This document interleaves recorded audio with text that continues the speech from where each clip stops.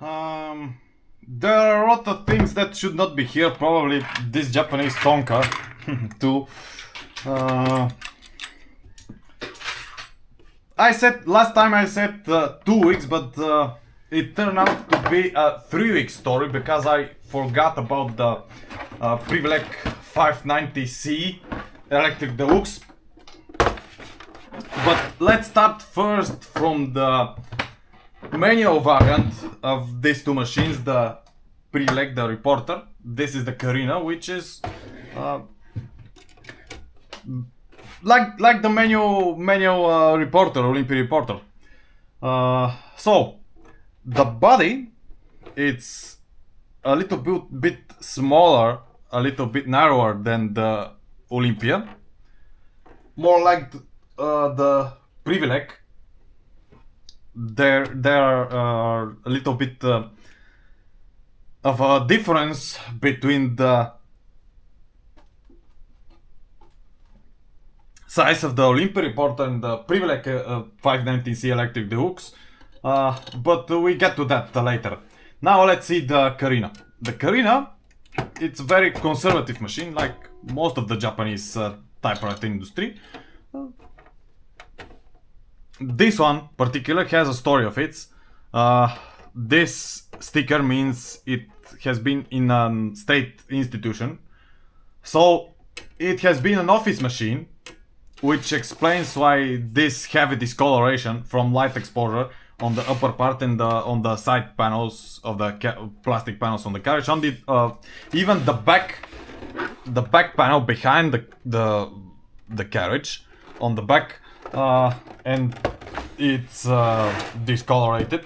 But the metal panel here, it's in perfect condition. It looks pretty bad actually, but despite of that, everything works.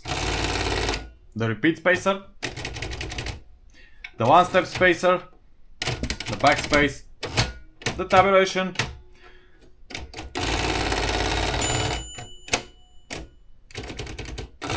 the margin release, the lever folds. This should be a carriage for a horizontal page, I think. Yes, for a horizontal page. So it has an advantage over most of other portable typewriters, which rarely have the longer carriage for a horizontal page. But this one here have it. The paper release, it's from front to the back, not from the back to the front like most machines are. The gear train release is from the back position of the line spacing regulator. The paper support is here on the back. The line meter, the lining plate, the margins, the carriage release button, the lever. It has gear train release from the knob also. Nothing so special. The thing I still don't understand about some of the Japanese typewriters is why are pressure regulators with high and low and plus and minus on the right and on the left? This is the color selector. It maintains black and red ribbon. The repeat spacer. Everything works. Everything works, but I don't like these keys. For example, look how the keys bend when they are pushed to maximum. I don't like this. I don't like this. I prefer the Erica mechanics. Also, these keys, like on the chevron, some of us maybe know the Olympia B12. B12 is a copy of a chevron machine. I have the original chevron in the basement. I will show you this machine soon.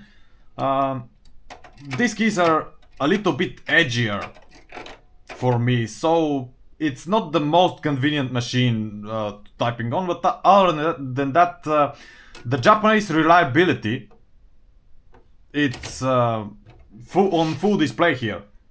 Despite all the ordeal that this machine has been through. Let's move it to the side. Where is the case? Where is the case? I'm sorry about the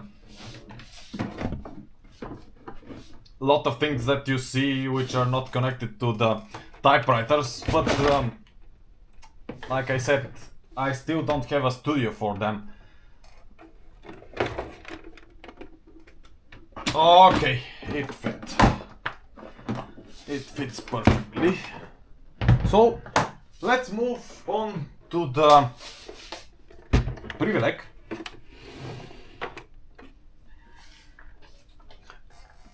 It's like I brought you back to the 70s, probably. It looks retro. It looks old. It looks very old school. It's not like the Reporter. It's impressive how a little bit of plastic can change everything. But before we see the Reporter, let's see this Privileg.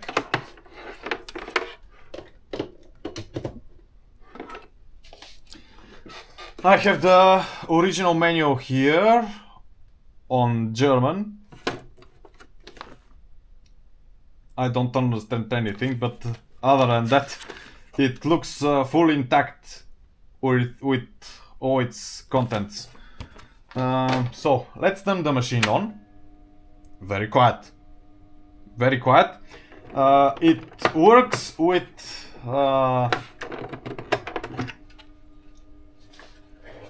I replaced the original belt with the belt from a cassette player, cassette recorder, which is very stretched here, so I prefer not to use this machine very often. It's on Latin, so I don't use it primarily, but other than that,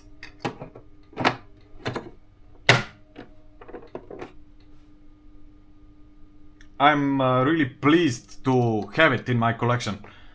The story of me buying this machine was interesting, actually. I found first the Olympia Reporter, but when I found the Olympia Reporter, I noticed that I have seen the ad for this right here, and I immediately recognized that it's one and the same machine. So I thought to myself, what a perfect opportunity, and bought the two machines at once. The carriage is the same like the Carina carriage. All the functions are like on the Carina, the same Japanese carriage.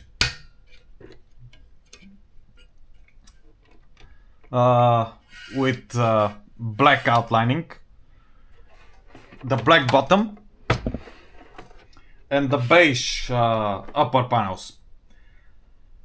Something is interesting about some of the Japanese electric models, not only Privileg.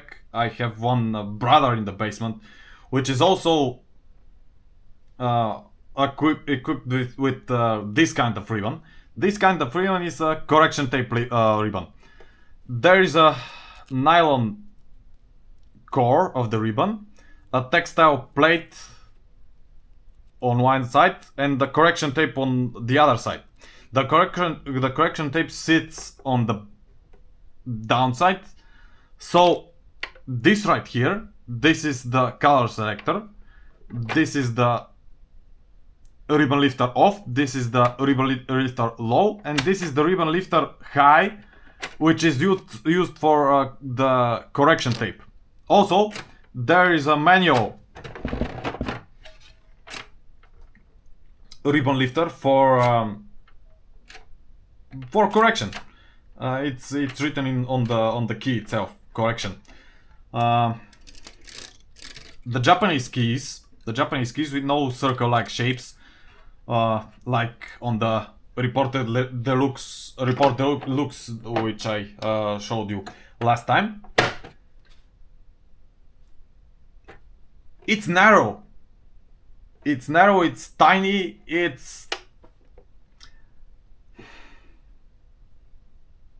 looks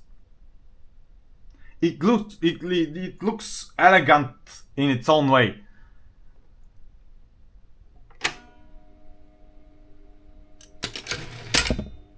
And all the functions work.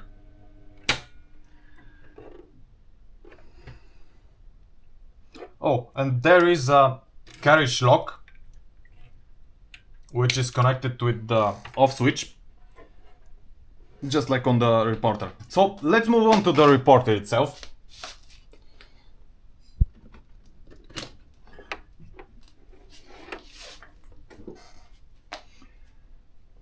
The cable here is very thick and massive. The reporter has the same massive cable. Let's move it to the side.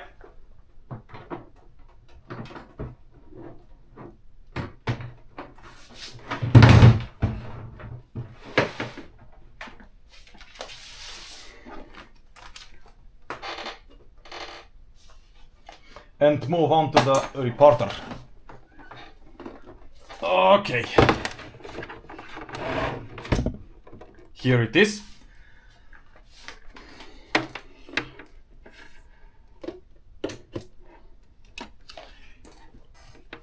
You can see the huge difference between the reporter and the Privileg. The Privileg looks old, looks retro.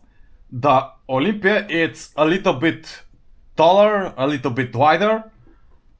The carriage fits body perfectly, not like on the Privileg.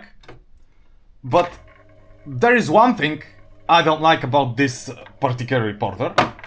I managed to adjust the basket, but still the upper part of the characters gets loose somewhere. Other than that, it's a perfect machine. Perfect machine.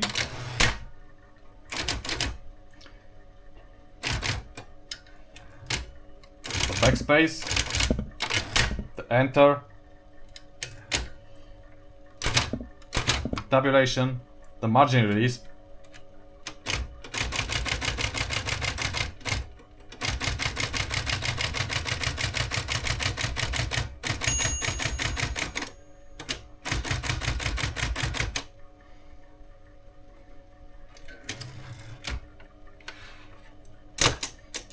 The basket,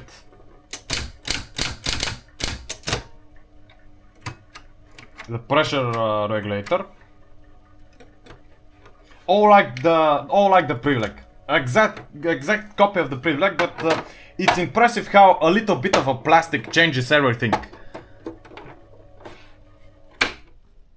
It's important to say, I don't remember if I said it last time. The manual variants of the Olympia electric portables are not produced in Cyrillic, but the manual ones are, like the Carina and the SKM. But the electric ones, like the SKE and the Reporter, are only on Latin. I know that this machine also has a QWERTY standard keyboard. This is the German standard. Quartz, not QWERTY, Quartz. The T and Z, the Z is on the place of Y and the Y is on the place of Z. And here the Japanese characters, the German characters, right here on the end of the first and the second row. So I think that's all for now. I'm glad. Hope you like this review. And what is next? What is next this week? Ah, the Traveler Deluxe. Yes. It will be a pleasure for me to review the Traveler Deluxe. One of my very convenient hyper portables. I wish you a wonderful week, and see you again next time.